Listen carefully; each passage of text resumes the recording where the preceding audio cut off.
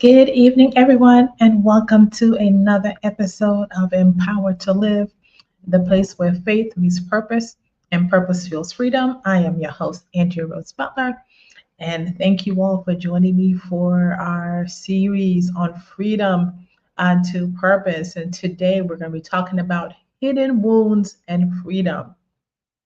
Hidden wounds. Um, we're going to deep dive into this thing because this is the place of the ouch. you know I think about hidden wounds. Sometimes when you have a wound that doesn't look like a place where it doesn't look like you're injured, it always seems like that is the space that you hit the most, you touch the most, people come close to the most because you don't look injured, but people are, but you are, but it doesn't look like you are. And this is what those hidden wounds are. Those sometimes those deep wounds that that you don't appear wounded or injured. And like I said, I don't know about you, but I know that I have had injuries, and I was just like, my God, is this the only space that I can hit? And this is what happens when we have these invisible wounds. And these wounds are the things that often shape us the most, are those things that we don't want to talk about. The things that when we have those hurts, we want to hide them, we don't want people to see them. And I know for me, and I've shared it before and I've written about it. It When we have these hidden wounds and the things that we don't want to talk about, those are usually those places of shame. Those are those things that we feel like people won't love or respect us if they knew who we are and what we have done in the past. And the enemy will keep you stuck in these spaces because of fear, because you don't want anybody to know that these are hidden wounds. I know we keep them hidden.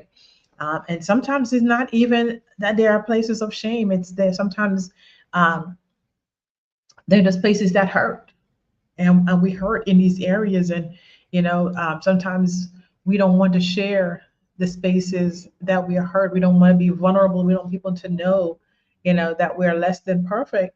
And so we too hide those areas as well. But scripture tells us that in Psalms 147:3, that he heals the brokenhearted and he binds up their wounds. He's come to heal the brokenhearted. That's why Jesus came. He came to heal you.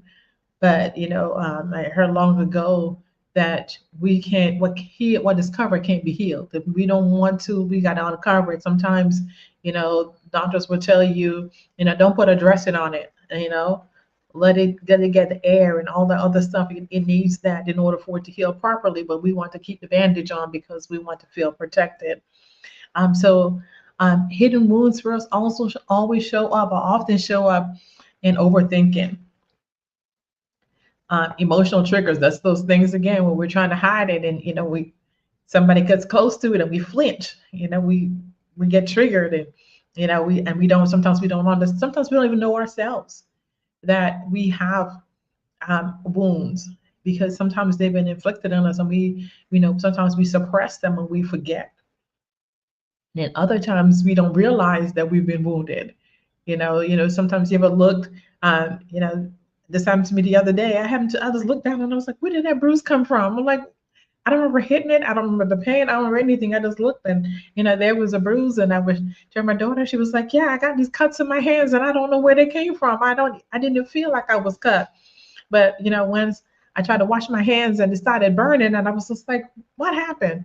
And sometimes we have those where we don't even recognize that we have been wounded, that we've been hurt in some way. And so we often don't know until somebody gets close to it, and we can't understand why we act the way we do, because we get triggered by things that we don't even recognize our woundedness. People pleasing is a hidden wound. We do this because we're looking for love and validation and all these different things, and so we go out of our way because we maybe been rejected, or we feel left out, and because we want to fit in, We get to that place where we want to please people with the expectation that they will love us back and they will give us those things that we need, or we feel that we need by pleasing people. And people pleasing never helps. It never serves us, and we end up even more wounded because of that, because people don't give us the validation, the approval that we think we need when we go out pleasing them. And then we find ourselves even the more wounded, and then we get more triggered, and we've got more issues going on. Sometimes those hidden wounds show up as fear of rejection. We don't put ourselves into friendship or relationships because we've been rejected before, and so we have that wound of rejection, and so it becomes something that we guard ourselves against by acting a certain way and doing things a certain way. And so we carry them often quietly. Again, we don't want to share. We don't want people to know. Sometimes, like I said, we're not even aware that we do it until we get triggered and we get like, why did you get so upset about that? And you have no idea why it happened. But they shape the way we live, the way we think, the way we move in this world, where we interact with others. And so freedom requires honesty. We've got to tell the truth. And sometimes making ourselves vulnerable to that. God wants to heal our broken spaces. He wants to bind up our wounds. He wants us to be healed, to be whole, and to walk in the liberty where he already died for us to be free. But again, the enemy's job is to keep us bound, that we can't move forward, because if we could ever be as free as we could be in Christ, he would be in so much trouble, and he knows it.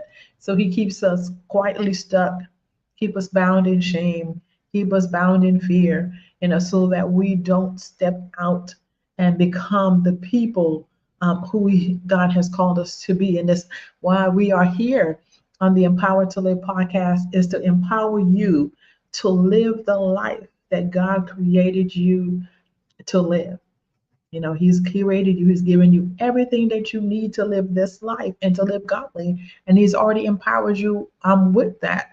And part of what that empowerment is the fact that he came to heal you, to set you free, so that you can walk boldly into the purpose and the plan that he has for you, and do it unashamed, unafraid, unapologetic, that you can be the person that he ordained you to be from the very beginning. And so hidden wounds, again, they don't show up in the way we think they should show up. And so it requires us to be honest, not to relive the pain, but allow God to heal it. And I shared, before, about my story of overcoming, child abuse, domestic violence, sexual assault. I've been homeless. I lived through cancer.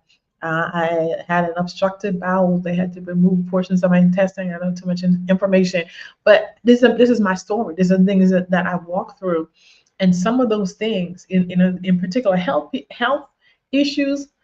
People can celebrate you when you've had health challenges, but it's the emotional wounds that a lot of times that triggers people themselves. When they hear, child abuse, when they hear, sexual assault, when you hear domestic violence, a lot of times people get uncomfortable in those spaces. And sometimes people may look at you differently because of those.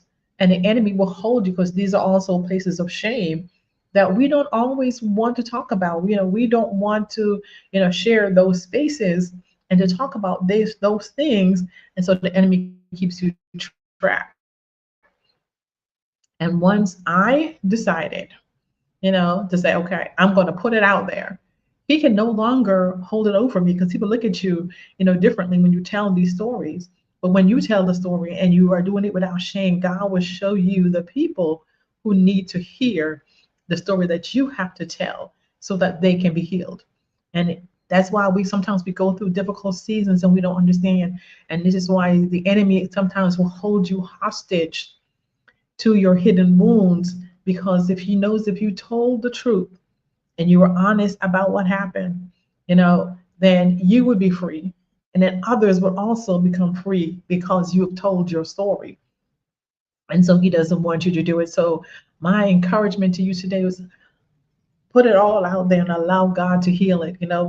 Share with a trusted person. But the first thing, God already saw it. Open it up and allow Him to come in with His balm of healing and heal those places in your life that you are hurting. He wants to heal you. He wants to set you free. And so some of the things we do is we try to avoid emotional pain. We don't want to talk about the pain we had. We don't want to be re-injured, because I've had surgery, and I'm not sure if you've had too, maybe you've had.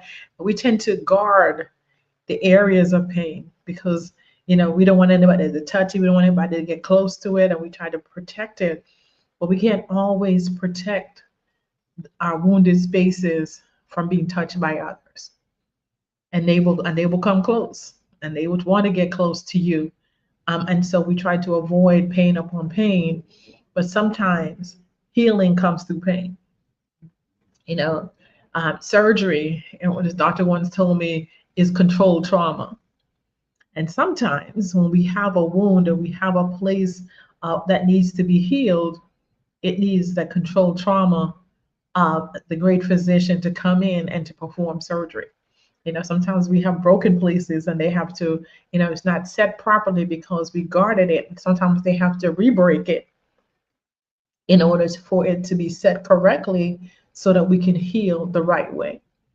And so sometimes God is calling us to those spaces where we have to allow Him to re-break those spaces. And sometimes it's about, submitting to be healed, submitting to the work that needs to take place.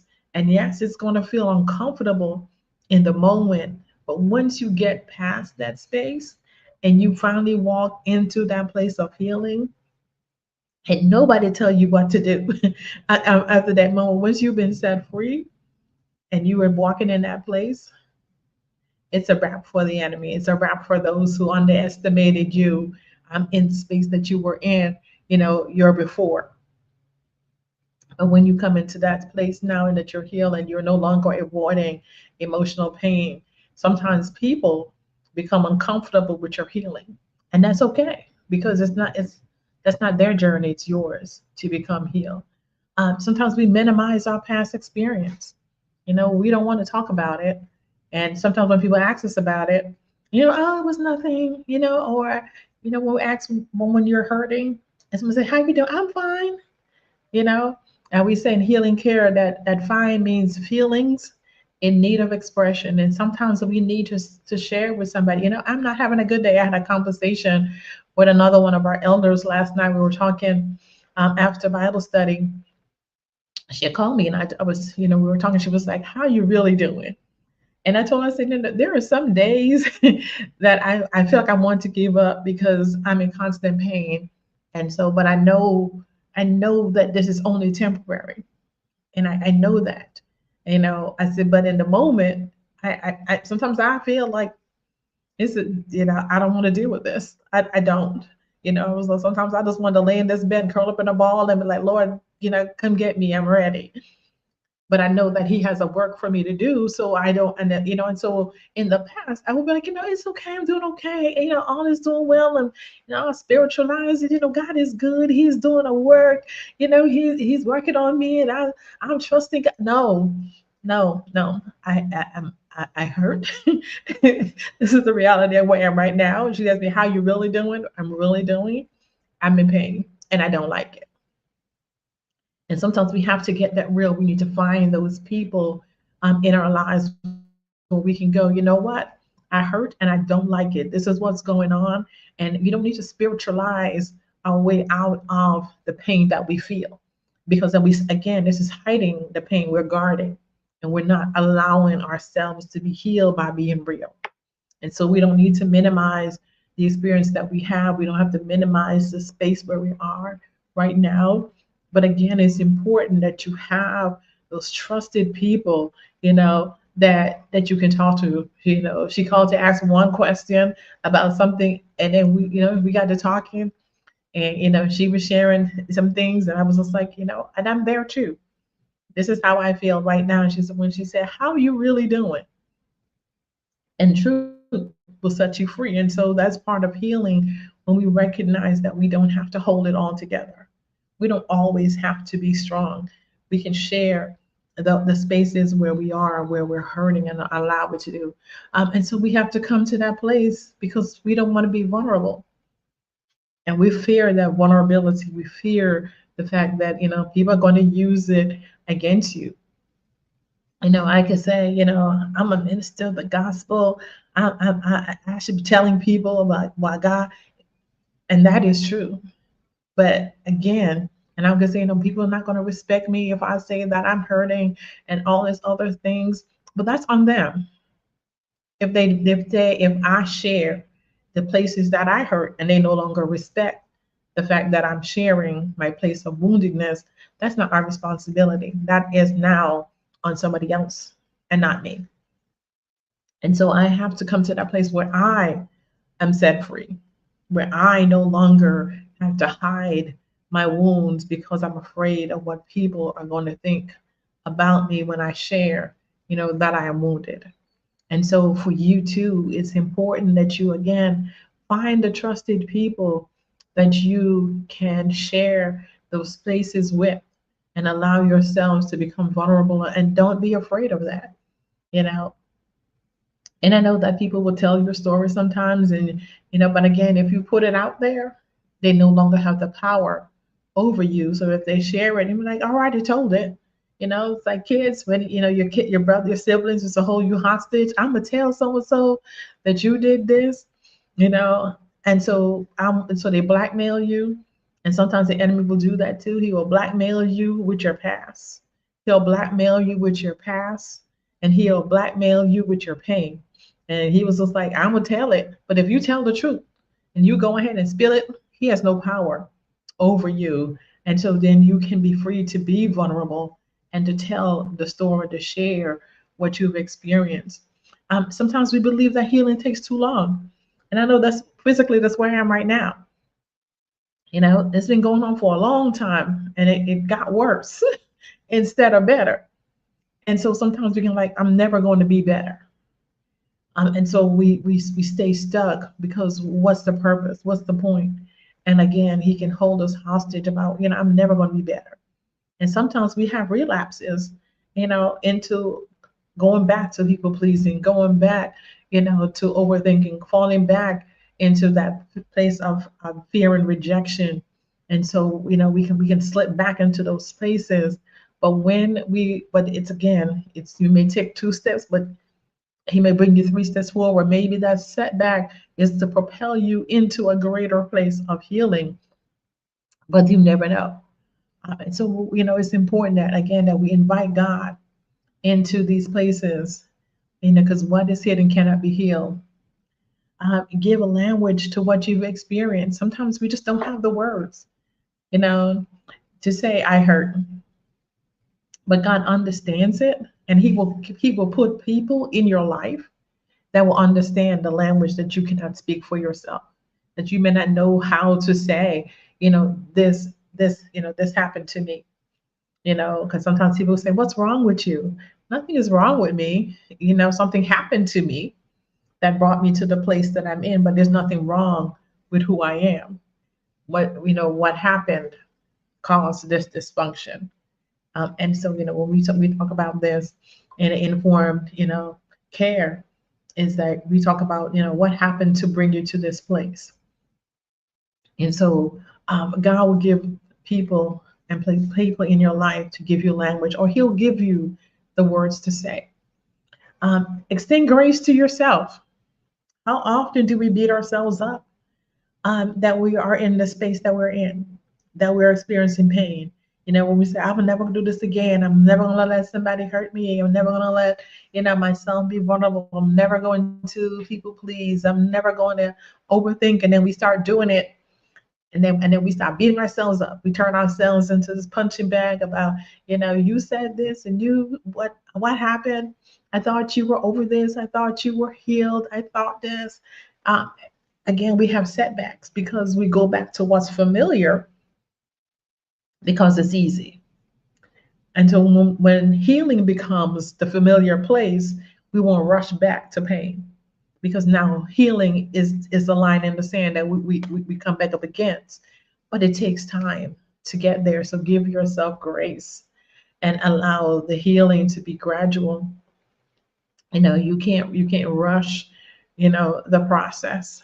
When I first started having issues almost 2 years ago with this walking pain situation, same elder, my friend, I was telling her about it, and she goes, "You need to get you a cane or something to help stabilize you, and as you're walking or whatever, because you're having this pain."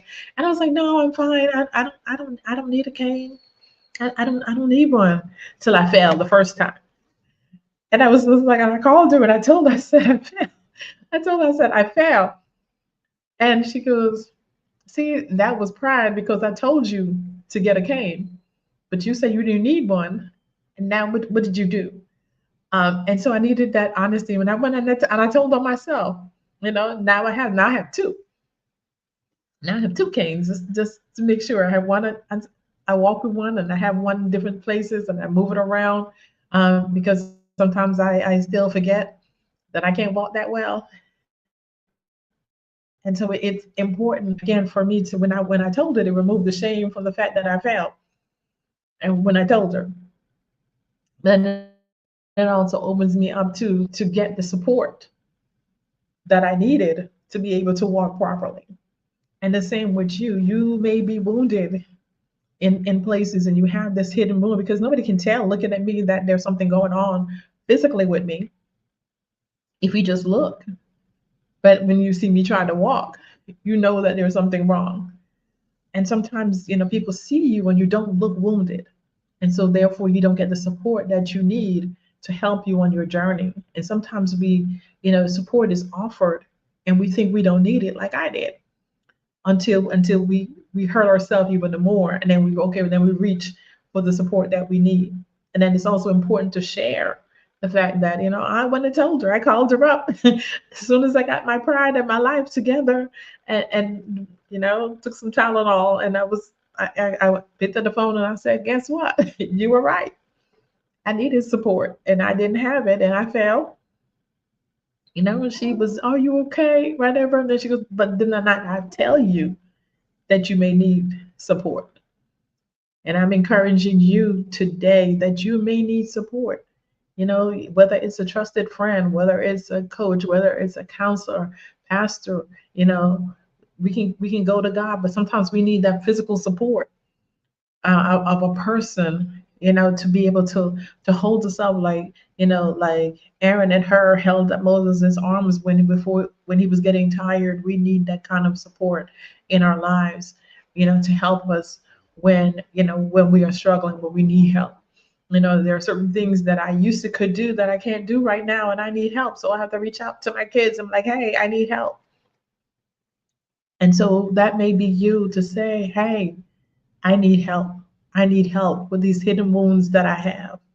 You know, help me get connected, and find where that trusted person is." Start with prayer, asking God to show you that trusted friend, that trusted person that you can go to that won't go ahead and share, put your stories in the street, but will walk alongside you and help you, as you are, journeying along the way. And so that is important that you have that. And so I'm going to challenge you today. What have you been carrying silently that needs to be acknowledged? Now, what do you need to acknowledge that's happening to you, that happened in the past? What are some things that you're silently carrying that you know? This past weekend, and I didn't share this in the beginning, we have an event here in Mexico through my foundation that we call Her Table, which is health empowerment and restoration. And we did a wonderful exercise about, we just this session we talked about mental health and anxiety, stress, depression, burnout. And so one of the exercises that we did was to write on a piece of paper something that you've been carrying that has been that's been heavy for you that no one else knows about. And so they wrote it on the paper. And then the second part of the exercise was to take it, to tear it into pieces, and then throw it away. and the collective sigh that went through the room of that releasing, of that letting go, and so that's for you. Maybe you're carrying something silently that has been heavy for you. Write it down, pray through it, tear it up, and throw it away. And the release of doing that is probably the first step in your journey towards healing that silent pain, that hidden wound, to finally, rip the bandage off that you've been hiding, that bandage has gotten dirty and covered, and that the wound has been trying to heal, but we won't allow it to be seen in the air. And sometimes this may be your first step and bringing it into the open and said, this is a hidden wound that I have. Write it down, acknowledge it. Don't say, well, I'm hurting, but it's nothing. No, if it's wounding, if it's hurt, if it's a dysfunction in the body, that means it's a dysfunction in your spirit, it's a dysfunction in your soul that has to be addressed so it can become functioning the way it should be. It needs to be in alignment with God and with His Word and how He created you, so you can walk fully in your purpose.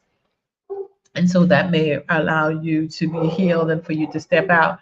And so for my writers out there, so you need to journal. What wounds have you hidden or minimized? And how have they shaped your behavior? And what would healing look like for you? So, what wounds have I hidden or minimized? And how have they shaped my behavior? Are you people pleasing? Are you overthinking? You know, are you walking guarded? People can't get close to you because you're so afraid that you're constantly protecting yourself, putting up shields and walls. And sometimes you may not even be aware that you have something going on, and so you may need to sit in prayer, say, God, you know I see these behaviors, or people may have mentioned these behaviors to me, that don't appear to be normal, but they've been such a part of my life that I don't even recognize the difference now. So help me, show me what they are, and then help me to realign and reshape my behaviors, of the things that I have done that are unhealthy. Help me to straighten those things up. And He will. Again, He came to bind up the brokenhearted and to heal our wounds. He wants to heal the wounds. He wants to heal all the places that we are hurting. And so what would healing look like for you? What freedom, what liberty would you have if you were fully healed emotionally, spiritually, if you were set free from all the things that have been holding you down, the things that you have worn that don't belong to you, but they have shaped you, and you've worn it so long they become tattered, but you're afraid to take them off. Today's the time for you to throw them off, just like they threw away those papers after they ripped them up. That freedom of casting off those old garments that no longer serve you. They don't fit anymore. You've grown, you've grown out of them, and it's time for you to let them go. And that's what He wants to do for you today. He wants you to set that free. So, He wants you to be healed. And healing is not weakness. Being injured is not a weakness. It doesn't diminish who you are and the power that you still have, even in that state of brokenness. That God can still use you. He still wants to use you. You still have purpose. That purpose is still there. But in order for you to fully walk in that freedom, you've got to be healed. You've got to be healed. He wants you to be emotionally, spiritually well. Sometimes we can still do stuff, when we're physically down, because, I've got these canes. I'm still moving and still pushing. I'm still moving forward. Some things may take me a little bit longer, but I'm still pushing. I'm still moving forward, and I'm still acknowledging the hurt. And as I acknowledge the hurt, I'm still moving because I know that there is more on the other side of this. I'm going to keep pushing and keep going. So next week, we're going to be talking about healed with a purpose. So now that you have gotten to that place, you've acknowledged the wounds that you have, and you're walking through that healing process. and you're on your way and you're on your healing journey, why does God want you healed? He's got purpose for you. And we're going to talk about what that is, what that looks like for us to be healed with a purpose. Again, we can be physically broken and God can still use us. But when we're emotionally stuck, emotionally stunted, spiritually stuck, spiritually stunted, spiritually wounded, we can't move past that. He can't, not that he can't use us, but he wants to use us in a greater way. And so allow him to touch and to heal you today so that he can bring you into that place of total healing so that your purpose will be fully realized and you can walk out in the knowledge that you are strong, that you are powerful, that you are mighty, and that God and that you are healed. And again, you are healed with and for a purpose, just like you are here for and with a purpose. And so I want to thank you all for joining me this evening for another episode of Empowered to Live. Remember that God has given us everything that we need to live this life and to live godly. So go out and be healed today because that's what God wants for your life. You'll have a wonderful evening, and I will see you all next week as we talk about healed with a purpose. Bye bye.